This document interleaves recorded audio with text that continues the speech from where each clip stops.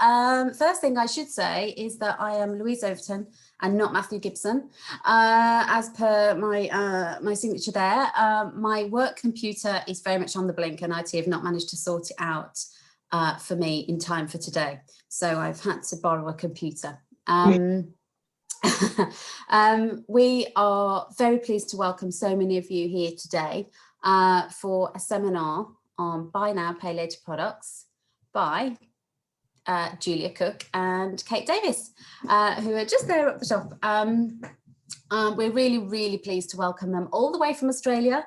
It's about 6:30 in the evening where they are, so we're really grateful to them for giving up their time in the evening so that they can deliver this seminar at a sort of sociable hour for us. As always with our CHASM seminars, they're an hour long. Our speakers will deliver the seminar for sort of half an hour, and then there'll be a chance for people to ask questions, lots of interesting questions, I'm sure, on this very interesting and timely topic. Let me just say a little bit more about our speakers. So Dr. Julia Cook is a sociologist at the University of Newcastle in Australia, and her research interests focus on economic sociology and the sociology of youth, time and housing. Her most recent research investigates young adults' pathways into home ownership and young adults' navigation of debt and financial assistance, with a particular focus on small amount credit contracts and the topic of today's seminar, Buy Now, Pay Later financial products. Julia is also co-director of the Newcastle Youth Studies Network and a chief investigator on the Life Patterns Research Programme, which is running from 2021 to 2025, I think, Julia. I had the pleasure of getting to know Julia and working with her when she visited Birmingham back in 2019 as part of CHASM's International Visiting Fellowship Scheme. We then looked at the role of intergenerational financial support for home ownership from the perspective of both donors and recipients. I then rather unhelpfully went on maternity leave in early 2020, so we're still working on that now, but there's some interesting things to come out of that fairly soon, we hope. And Dr. Kate Davies, who you can also see there, also from the University of Newcastle, Australia, is a human services lecturer. Kate's research seeks to better understand health and wellbeing inequalities with a focus on participation and citizenship. She's part of a multidisciplinary research and practice team looking at the inclusion of families in child protection processes. And she's also contributing to research on young people's experiences of debt and credit. Kate works with qualitative research methods to draw together policy, practice and lived experience. I think you have quite a strong emphasis, don't you, Kate, on sort of co-production and focusing on the lived experience of participants in your research. So thank you to them. As I say, we're absolutely delighted to welcome them here today to deliver this CHASM seminar. I'm going to hand over to them in just a moment. I just want to let people know that we are recording the session. We won't record the question and answer part. And if everybody can sort of stay on mute whilst Kate and Julia are speaking, that would be great. Okay, thank you. So over to you, Julia and Kate. There we go. And share screen. There we go. Is this share screen? I'm sorry, I'm just sharing our screen. I'll be this one. Yeah. Okay. From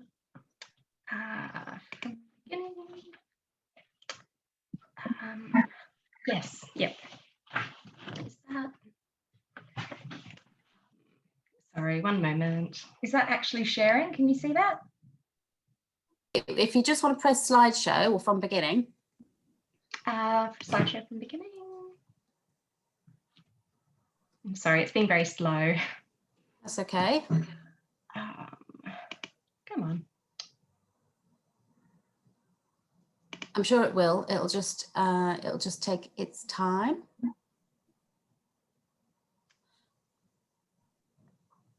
It looks like No, it's showing. there was a little egg timer before telling us it was actually doing it. Not this time. You want to try it?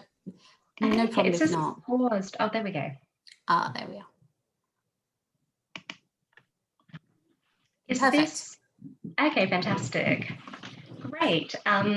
So thank you so much for tuning in to listen to us present on this today. This is very much work that we're kind of actively working through and analysing at the moment. So we're really looking forward to having, hearing what you have to say about it, and especially hearing some reflections on it and from a completely different national context, because undoubtedly there'll be some parallels between what's going on here in Australia in relation to the buy now, pay later financial products and the context in the UK. So I think that will be really interesting to explore.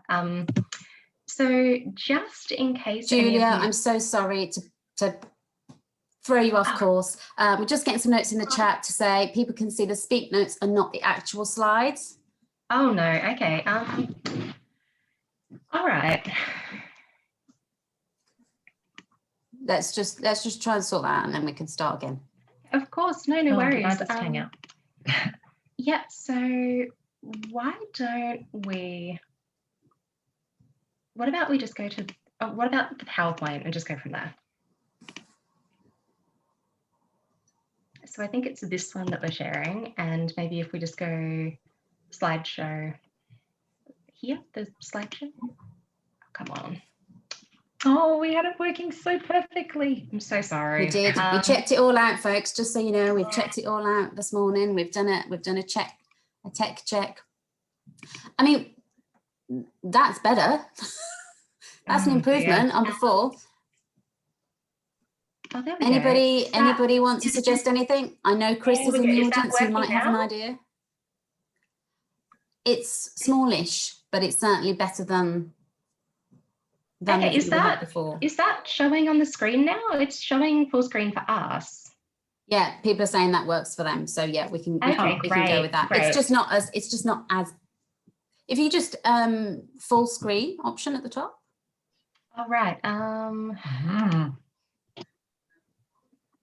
As in that, just I don't know if that's For us, it's full screen, right? from beginning, top left. Yeah, we tried that before, Phil Cole, but we could try it again. You know where there's the little sort of green triangle and it says from beginning at the top left.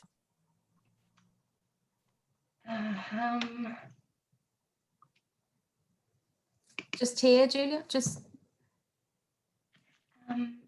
From okay. Where? Chris Smith is also saying try pressing F5. Let's try that one option and then we'll go with it. Press F5 on your keyboard. F5 up there. Yep.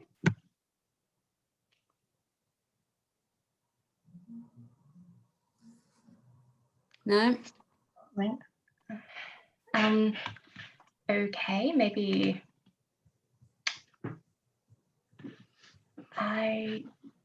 What does it look like to you? What does it look like to you? I think we go with that. Can you see that? You can see that. It's more centered. It's slightly bigger than before. Let's go with that. Is this working? Can you see that? Yeah. Okay, great. Okay. Yeah, I'm sorry if that's not a kind of ideal view. Hopefully we can just kind of push on.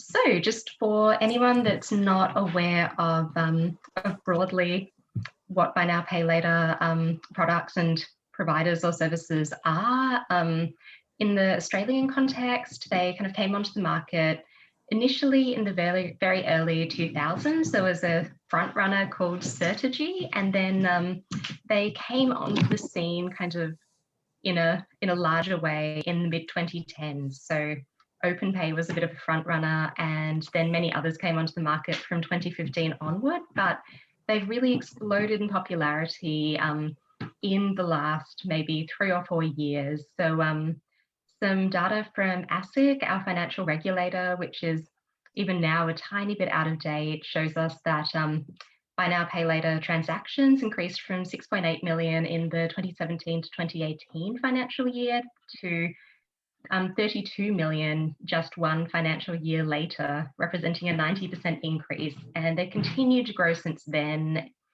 So they're very much becoming more and more kind of established in terms of their kind of presence and uptake. And in terms of the demographics and kind of characteristics of the people that are using them in an Australian context. The best data that we have on this is again from ASIC, and it's from some research they did in 2018. So again, this is probably a tiny bit kind of out of date, but gives us a good indication at least. So at this time, 60% of the buy now, pay later users were aged 18 to 34, indicating that probably quite unsurprisingly, and due to the fact that they're largely accessed through apps and such, they're very much a product that's kind of slanted towards a younger user base. 57% of users were female. So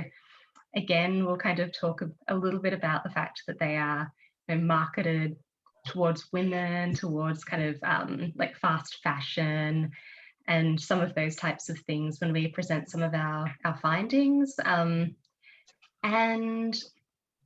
ASIC also found that the consumers that were using buy now, pay later arrangements were using them predominantly to pay for things like consumer goods. So technologies, electronics, software, clothing, personal care, homewares, things like that. So this is quite different in an interesting way from the profile of people that would use other kind of other somewhat comparable financial products, such as small amount credit contracts, also called payday loans. So consumers who are accessing payday loans are generally using them for more kind of subsistence-based, trying to like pay rent, pay bills, buy food, those types of things. Whereas the user base who are accessing buy now, pay later services are predominantly using them for these kind of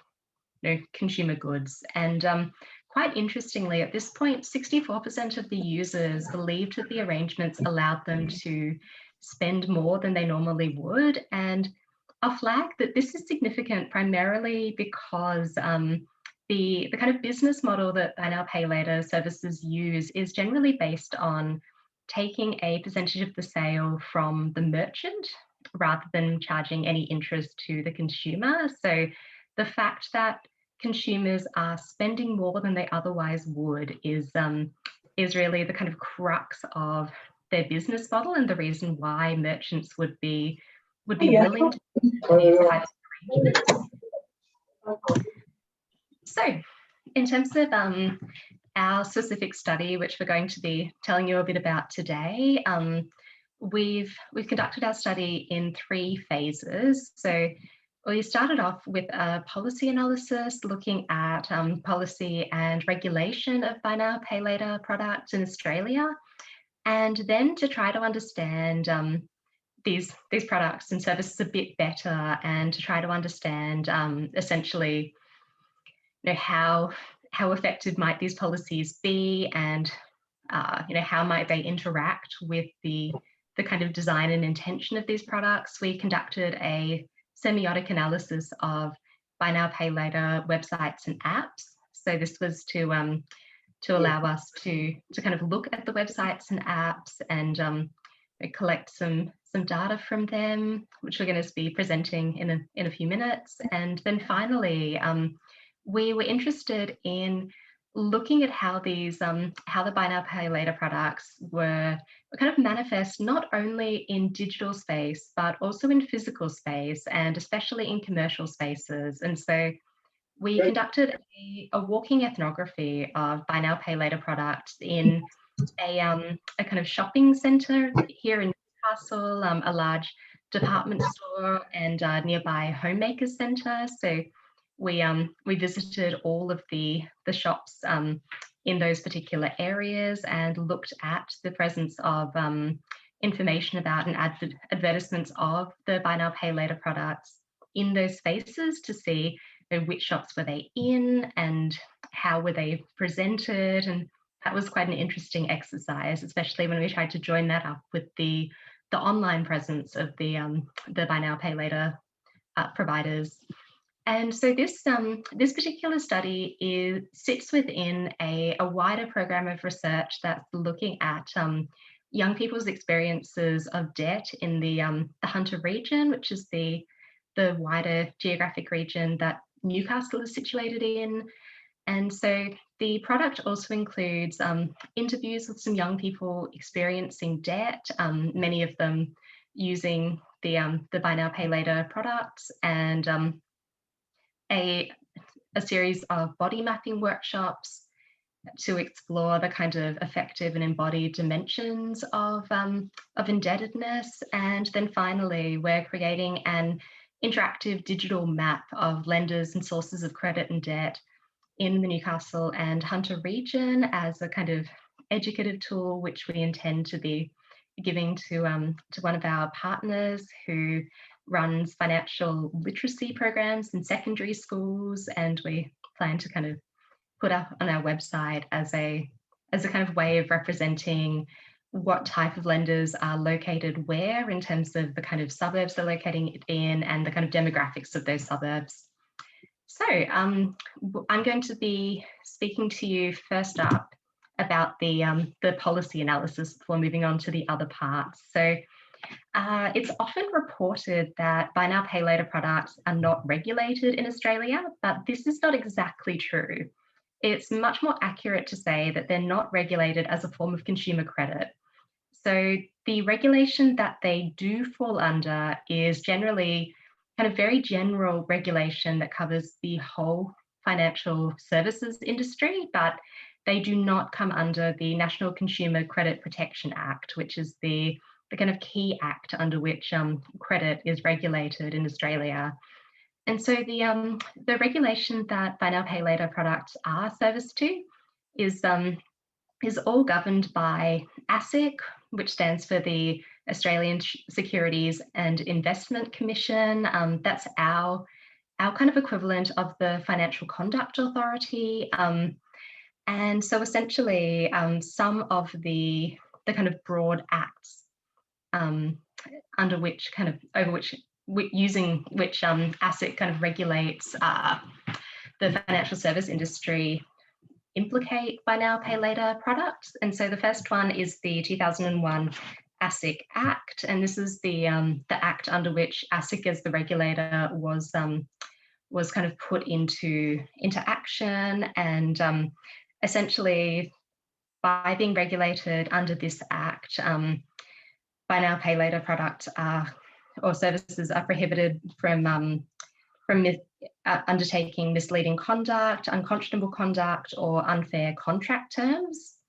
And then more recently, buy now, pay later products are regulated under some expanded powers that have come about as a result of a recent Banking Royal Commission that took place in Australia. So the Royal Commission released its final report and recommendations in 2018, and in 2019, a kind of series of new forms of regulation came into effect, which have implications for buy now, pay later services. And so essentially ASIC can now has product intervention powers, which means that it can ban providers from issuing a certain product to consumers. So it has the ability to kind of intervene in the practice of buy now, pay later services, which it couldn't really do before.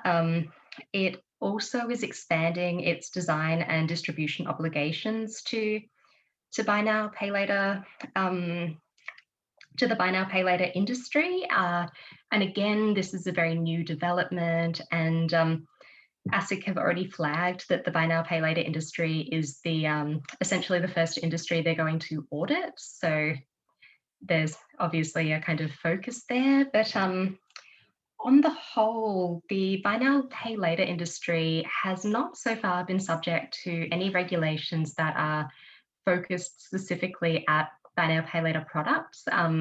They are really only covered by regulation that that very broadly covers the entirety of the financial services industry. So this is quite unusual in many ways. Like, for instance, the payday lenders have their own kind of form of regulation. Julia, I'm really sorry to butt in again, but we're still seeing slide 2. I've tried to sort of message Kate. Okay. Let's see, maybe it's here. Okay, that looks good. Yeah, great. Is that Perfect. working? Yeah, that's Okay, working. fantastic. Okay, thank you. Thanks for letting us know. Yep, and so so the kind of final point that I'll make here is that quite interestingly, the buy now pay later industry have recently designed their own voluntary code of practice, which many of them are now signatories to. And so my reading of this is that they're trying to kind of get ahead of the kind of regulation that they may see coming, and are trying to kind of have a show of goodwill by doing some regulation of themselves.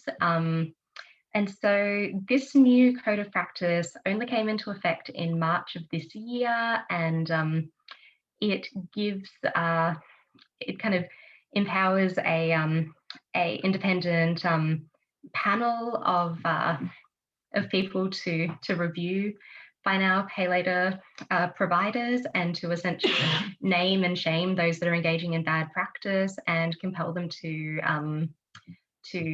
pay compensation to any kind of customers that are mistreated. So the final kind of element of kind of policy that seems to be on the horizon is that Treasury is currently undertaking a payment systems review that's looking at the impact that buy now pay later products may have on competition in the kind of more general kind of payment and credit industry. And they're particularly interested in the fact that buy now pay later products and services providers and such do not allow merchants to charge customers a surcharge to use their particular product. So they don't allow merchants to pass the prices or the kind of extra charge on to consumers, and that's in contrast to credit cards. Often merchants do charge a surcharge for customers to use credit cards in store, and so Treasury is reviewing whether this is undermining competition. So it'll be very interesting to see the result of that. So on the whole, the policy landscape is very much kind of shifting and developing around buy now pay later products, and the most kind of I think the most interesting thing to keep an eye on is really the industry's attempt to self-regulate, which I think both of us are going to be watching with interest. Mm-hmm. So I'll hand over to Kate now to talk about the findings of the next 2 sections of our research. So as Julia said, this is very much a work in progress for us, and we've only very recently completed the walking ethnography part of the project. So I'm just going to talk you through some of the emerging themes and the ideas that are coming out for us as we work our way through 2 data sets. So the first bit of data I'm going to talk about is our semiotic analysis of what was on the websites and the apps for a bunch of different buy now, pay later products. So we looked at 11 different products. 8 of those had websites and apps, and 3 of those were only website based. And we looked at the more common buy now, pay later products in Australia. So we collected data about the images, the kind of text that was used, the interactivity of the websites and apps, and the overall design. The key message that came through over and over again was this emphasis on the ease of use. This is easy, it'll work your way, and this kind of flexibility and accessibility that buy now, pay later products are the gateway into getting the life that you want. There were 4 kind of key themes or categories that have emerged for us from this initial analysis, and I'll talk about each of those now. But essentially, the products really tap into identity. it's not just about buying the things that you want. They're tapping into, you know, our ideas about who we are, who we want to be, and how we want to be seen. So, you know, buy now, pay later marketers are pretty clever in terms of tapping into that stuff. So the next 4 categories are going to look at products in relation to aspiration, relatability, inspiration, and gamification. So there are a whole category of products that really tap into people's aspirations, you know, that buy now, pay later can allow people to purchase the things that are going to make them be one of the beautiful people, for example. So Afterpay, which is the most common buy now, pay later product in Australia, you can see the images up there of a partnership between Afterpay and Australian Fashion Week. A lot of imagery on their sites of, you know, beautiful young women in particular, and this kind of, you know, equating the things that you purchase to tapping into kind of runway fashion. So it's that aspirational stuff, you know, that you too could be one of the beautiful people. It's also really posited as a means of living the life that you aspire to. There's in the bottom image down there, the text is a little bit small, but one of the things that it says is, buy the things you love to empower the life you want. I'm not even really sure what that means, but, you know, it's very much about, you know, these products allowing you to get the opportunities that you want and deserve. So another interesting category that we probably weren't really expecting is this idea of relatability. So, you know, in fact, you don't have to be aiming to be a Fashion Week model, or, you know, you don't even have to be aspiring to be one of the beautiful people. You can be the sort of person who hangs out on the couch. You don't have to be good looking to access buy now, pay later products. There's still a buy now, pay later product for you. So there were some categories that were tapping into, you know, people who might be more interested in staying at home. So, you know, lots of images of pets, you know, lounging about on your couch, kind of, you know, accessible, everyday looking people. We see a number of the buy now, pay later products, particularly on the apps and websites, copying existing forms of social media, and you can see here some replication of the kinds of interfaces that we would see on social media, such as Pinterest, for example, and really this personalization and inspiration. So ideas like, you know, creating your own wish list, that the buy now, pay later product becomes a kind of a holding space for the things that you want and wish. And it feels very familiar, right? Like when we see these interactivity around wish lists, this kind of mood board stuff, it feels like stuff that we're already comfortable with and familiar with. Like, you know, these products are doing something nice for us by allowing us to collect the things that are important to us.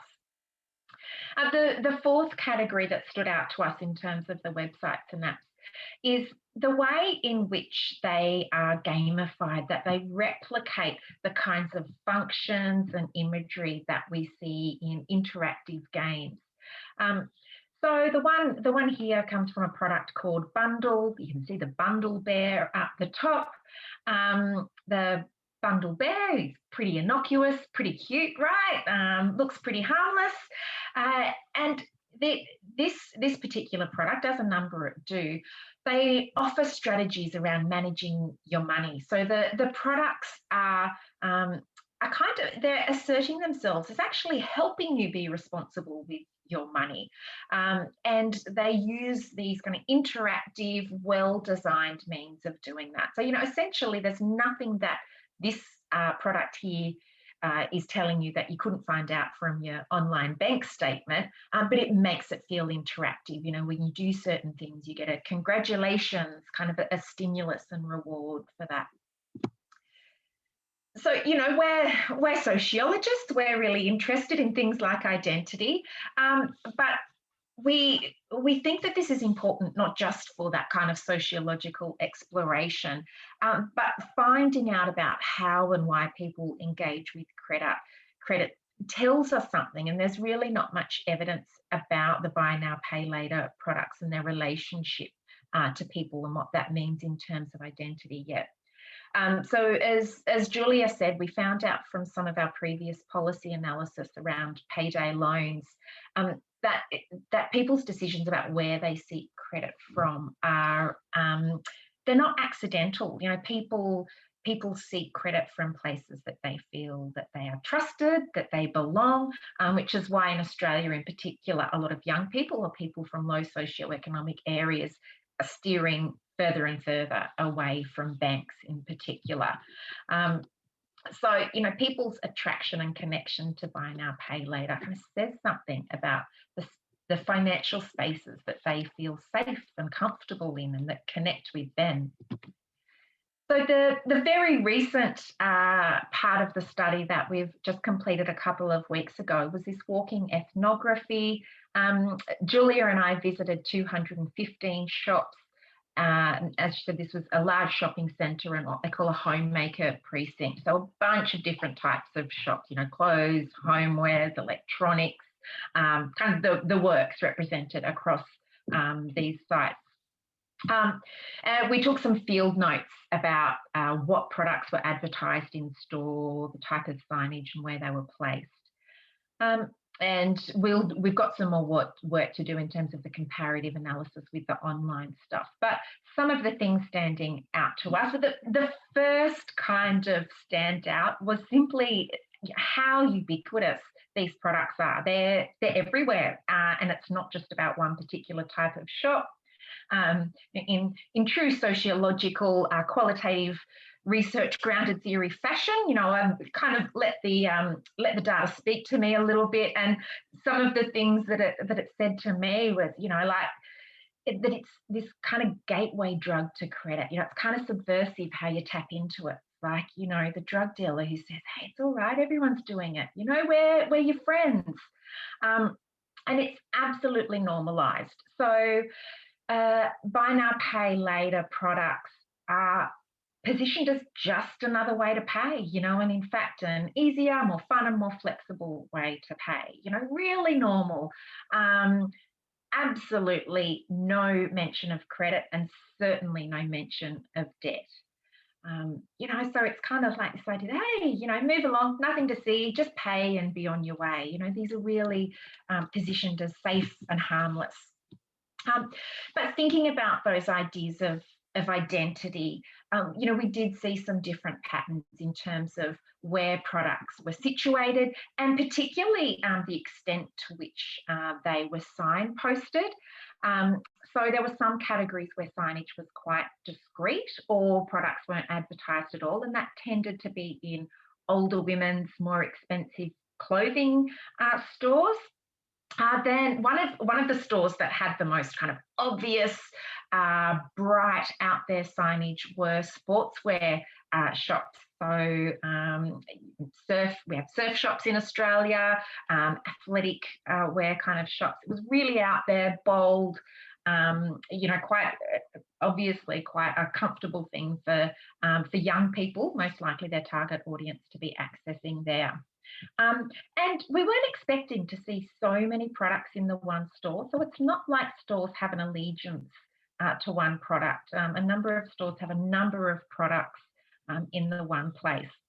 And in terms of marketing, it was quite interesting. We saw, you know, that the actual logo for each product is kind of kept intact, but the colour schemes used and the types of stickers that are used really varied from place to place. It's unlike other marketing strategies where there might be that kind of rigid sticking to brands. It's kind of, you know, put in there as not a new product. It's not kind of putting itself out there as something new, radical and different because it's normalised, right? It's all about just being a normal way to go about business. It's not just the consumer end that this stuff is being targeted towards. certainly it's at the merchant and the retailers, and that buy now, pay later products are doing a good job of making themselves, just part of the way that we do business. And the incentive for shops is that if you want to capture an active and engaged customer market, then you've got to have buy now, pay later products available for those customers. Okay, so I'm back just to finish off with some final points. Yep, and then we can get to some questions. So I'll go through this quickly. So as a youth sociologist, I am inherently opposed to anything that feels like it's stirring up a moral panic about people's behaviour. So I couldn't help myself. That includes some kind of caveats. So just flagging that obviously access to credit is part of financial inclusion, and that our anxiety about buy now, pay later products is in part really embroiled with cultural ideas of good versus bad debt. And this is actually, unsurprisingly, something that came up a huge amount in the interviews. Student loans, which we call HEX debt in Australia, are viewed as like a good, reasonable debt, whereas credit card debt, buy now, pay later debt is bad, irresponsible debt. So there's a very strong dichotomy going on there. As well, on the whole, buy now, pay later products are not necessarily terrible for consumers as long as they're not racking up late fees, because they're not charging any interest. The kind of detrimental impact on them is potentially more on merchants if people are making repayments on time. So that's something to consider as well. And then finally, more regulation does not always equate to kind of better practice. We kind of know that from experiences of trying to regulate things like the payday loan industry, that more regulation can just mean more expensive and worse products for consumers. So increased regulation is not necessarily the answer, although I do think it's part of the answer, as I'll say a bit about. Also, just to flag some interesting developments. So there is an increasing amount of buy now, pay later products are offering what they call kind of ghost cards, which are basically credit cards in all but having a physical card. They're essentially a kind of pre-approved amount of money that you have to spend, and you have a kind of ghost card in your like Google Pay wallet, for instance, and you can scan that at a point of sale in a store. So that's quite interesting. And as well, more and more buy now, pay later providers are forming relationships with banks, and banks are forming their own kind of buy now, pay later products as well. So two of our, what we would call the big four banks, as they sounds like, the biggest four banks in Australia, have ties or have their own buy now, pay later products, which is fascinating. So I would put out the provocation, as very similar to what Kate's already said, buy now, pay later services, kind of a bit of a gateway to credit cards for a generation who has very low trust, institutional trust in banks. And then finally, just some kind of implications and concluding thoughts. I think when we're considering buy now, pay later products, it's really important to keep in mind that they're not only a new form of consumer credit, they're also a new way of relating to and connecting to youth culture. Their appeal is in part the ease of their use, but it's also the way in which the marketing and presentation resonates with customers and allows customers to identify with them and kind of see themselves in the particular product that they align with. There's kind of a post-Fordist diversification of different buy now, pay later products that you can identify with a specific one, which is quite interesting. And as Kate's already said, the buy now, pay later products market themselves very much as a way of paying, a payment method rather than a form of credit. So consumers generally don't realize, or maybe don't fully kind of comprehend and process the fact that they are essentially taking out a loan when they are accessing them. which I think is important to keep in mind if we're thinking about consumer protection. And yeah, essentially, I think it's really important to consider why these products are appealing and why consumers might not view them as a potential threat to their financial well-being until they're at a kind of point of crisis, which is what we've been finding in some of the interview data. So I'll leave that there. And yeah, we'd love to hear any questions or comments that you have for us. Thank you both. Thanks, Kate. Thanks, Julia. Apologies for those technical hitches at the start. It was only reasonable to let you carry on and get to the very end of your presentation. So we've let